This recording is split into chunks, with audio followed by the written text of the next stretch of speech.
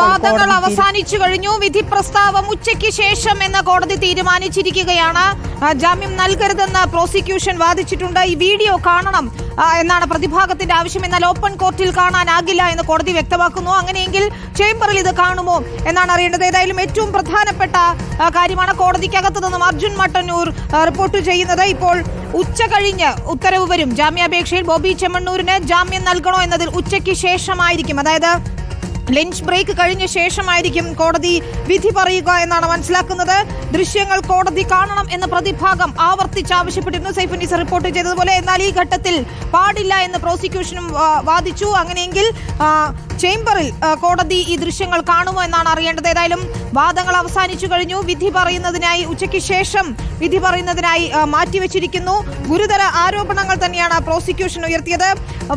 ജാമ്യം നൽകാതിരിക്കാനുള്ള വാദമുഖങ്ങൾ പ്രോസിക്യൂഷൻ നിരത്തുകയും ചെയ്തിട്ടുണ്ട്. ഏതായാലും ജാമ്യം നൽകരുത് എന്ന് ആവർത്തിക്കുകയായിരുന്നു പ്രോസിക്യൂഷൻ. ഏറ്റവും പ്രധാനപ്പെട്ട കാര്യം സാക്ഷികളെ സ്വാധീനിക്കാനും തെളിവ് നശിപ്പിക്കാനും സാധ്യതയുണ്ട് എന്ന പ്രോസിക്യൂഷന്റെ വാദമാണ്. അത് കോടതി അംഗീകരിക്കുമെന്നറിയണം.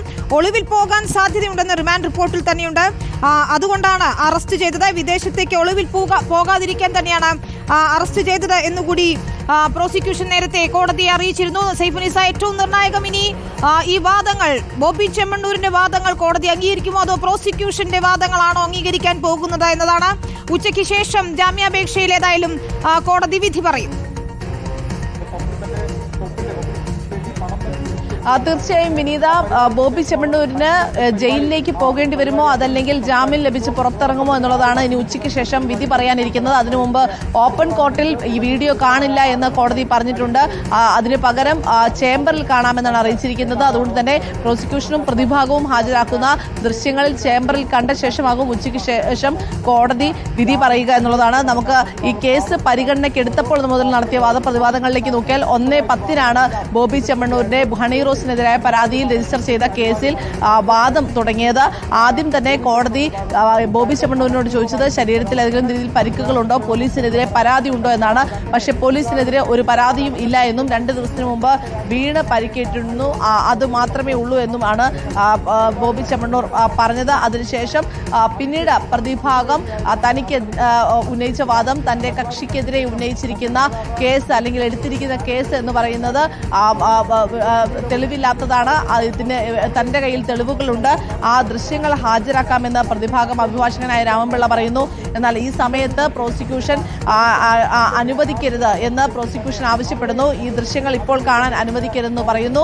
ആലക്കോട്ടെ പരിപാടിയുടെ ദൃശ്യങ്ങളാണെന്ന് പ്രതിഭാഗം പറയുന്നു. അതായത് പരാതിക്ക് ആസ്പദമായ സംഭവവികാസങ്ങൾ നടന്ന ഈ ഉദ്ഘാടന പരിപാടി, ആലക്കോട്ടെ പരിപാടിയുടെ ദൃശ്യങ്ങളാണെന്ന് പറയുമ്പോഴും വീഡിയോ കാണേണ്ടതില്ല എന്ന് മജിസ്ട്രേറ്റ് പറയുന്നു. ജാമ്യം ലഭിക്കാവുന്ന കുറ്റമാണ് തന്റെ കക്ഷിക്കെതിരെ ചുമത്തിയിരിക്കുന്നതെന്ന് പിന്നീട് പ്രതിഭാഗം വാദമുന്നയിക്കുന്നു. ലൈംഗിക ചുവയുള്ള പരാമർശങ്ങൾ ഇല്ല എന്നും ഒപ്പം തന്നെ മഹാഭാരതത്തിലെ കുന്തി ദേവിയോടാണ് ഉപമിച്ചത് എന്ന് പറയുന്നു. ഇതിനും വീണ്ടും വീഡിയോ കാണിക്കാമെന്ന് പ്രോസിക്യൂഷൻ പറയുമ്പോൾ പ്രതിഭാഗം പറയുമ്പോഴും മജിസ്ട്രേറ്റ് ഇപ്പോൾ കാണേണ്ടതില്ല എന്ന മറുപടിയാണ് നൽകുന്നത്. അതുകൂടാതെ മാർക്കറ്റിംഗ് ആൻഡ് പ്രൊമോഷൻ പരിപാടിക്ക് വേണ്ടിയാണ് ഹൈലി പെയ്ഡ് ഗസ്റ്റിനെ വിളിച്ചത് എന്നാണ്. വലിയ വൻ തുക പ്രതിഫലം നൽകി ഹണി റോസിനെ പരിപാടിക്കായി ക്ഷണിച്ചത് മാർക്കറ്റിങ്ങിന് വേണ്ടിയാണ്. അവിടെ വെച്ച് താൻ ഒരു രീതിയിലും അവരുടെ ദേഹത്ത് സ്പർശിച്ചിട്ടില്ല, കൈ കാണിച്ചു, പിന്നീട് കൈ പിടിച്ചു എന്ന് മാത്രമേ ഉള്ളൂ, അതല്ലാതെ ഒരു രീതിയിലും അവരെ കയറി പിടിച്ചിട്ടില്ല എന്ന് ബോബി ചെമ്മണ്ണൂരിന്റെ അഭിഭാഷകൻ വാദമുന്നയിക്കുന്നു. പരിപാടി കഴിയാറായപ്പോൾ ബോബിയെ പരാതിക്കാരി അഭിനന്ദിക്കുകയും ചെയ്തിട്ടുണ്ട്. പിന്നീട് പരിപാടി കഴിഞ്ഞ് ഫേസ്ബുക്കിൽ നടി ഇതിന്റെ ദൃശ്യങ്ങളും ഫോട്ടോകളും ഒക്കെ പങ്കുവയ്ക്കുകയും ചെയ്തു എന്നും ഇപ്പോഴും നടിയുടെ ഫേസ്ബുക്കിൽ ഈ പരാതികൾ ഉണ്ട് എന്നുമാണ്. അതായത് പ്രതിഭാഗം തുടക്കത്തിൽ മുതൽ വരുന്നത്, അതായത് അന്ന് ഒന്നും ഈ പ്രശ്നങ്ങൾ ഉണ്ടായിരുന്നില്ല, എന്തെങ്കിലും തരത്തിൽ ബുദ്ധിമുട്ടുണ്ടാകുന്നതാണെങ്കിൽ ആ പരിപാടിയുടെ ദൃശ്യങ്ങളൊന്നും ഫേസ്ബുക്കിൽ സന്തോഷത്തോടെ പ്രചരിപ്പിക്കില്ലല്ലോ, പങ്കുവെക്കില്ലല്ലോ എന്ന രീതിയിലേക്കാണ് വാദങ്ങൾ പോയത്. അതിനുശേഷം ഫേസ്ബുക്ക് ലിങ്ക് ഹാജരാക്കാമെന്ന് പ്രതിഭാഗം പറയുന്നു. ഇതിനു മുൻപും അതിഥിയായി വിളിച്ചിട്ടുണ്ട്.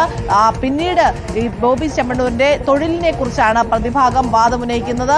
ധാരാളം പേർക്ക് ജോലി നൽകുന്ന ഒരു വ്യവസായിയാണ് ബോബി ചെമ്മണ്ണൂർ. 30 മണിക്കൂറുകളായി പോലീസിന്റെ കസ്റ്റഡിയിലാണ്. ഇതിനിടയ്ക്ക് പോലീസിന്റെ എല്ലാ നടപടിക്രമങ്ങളോടും സഹകരിക്കുകയും ചെയ്താണ് തന്റെ പ്രതി ഇപ്പോൾ മൊബൈൽ ഫോണുകൾ കസ്റ്റഡിയിൽ എടുത്തിട്ടുണ്ട്. അതുകൊണ്ട് ജാമ്യം നൽകിയതുകൊണ്ട് കേസിനെ ബാധിക്കില്ല എന്നും പ്രതിഭാഗം ഉന്നയിക്കുന്നു. ഒപ്പം തന്നെ ഇപ്പോൾ ധൃതി പിടിച്ച അറസ്റ്റ് ഉണ്ടാകുന്ന സാഹചര്യം ഉണ്ടായിരുന്നില്ല എന്നും പ്രതിഭാഗം പറയുന്നുണ്ട്. മുഴുവൻ നേരവും സാമൂഹിക മാധ്യമങ്ങളിൽ നിന്ന് വാർത്തകളിൽ നിറഞ്ഞു നിന്ന് പബ്ലിസിറ്റി നൽകുന്ന ആളാണ് ഈ പരാതിക്കാരി എന്ന പരാതിക്കാരിക്കെതിരെയും ഒരു വാദം പ്രതിഭാഗം ഉന്നയിക്കുകയാണ്. ഇതൊക്കെ എന്തിനു വേണ്ടിയാണ് എന്നാണ് പ്രതിഭാഗം ചോദിക്കുന്നത്. ആവശ്യമുണ്ടെങ്കിൽ ഈ തന്റെ കക്ഷിയെ വിളിപ്പിക്കാം, അതിനുശേഷം വീഡിയോ തെളിവുകളും നൽകാം, ഇതെല്ലാം പരിഗണിക്കാമെന്ന് പറയുന്നു. അപ്പോഴും കോടതി വീഡിയോ തെളിവുകൾ ഇപ്പോൾ വേണ്ട എന്ന് കോടതി പറയുകയാണ്. ഇതിനിടെ കുന്തി ദേവിയായി അഭിനയിച്ച നടിയെ പോലെ ഉണ്ട് എന്നാണ് ബോബി പറഞ്ഞത് എന്നാണ് ഈ പ്രതിഭാഗ അഭിഭാഷകൻ രാമൻപിള്ള പറഞ്ഞത്.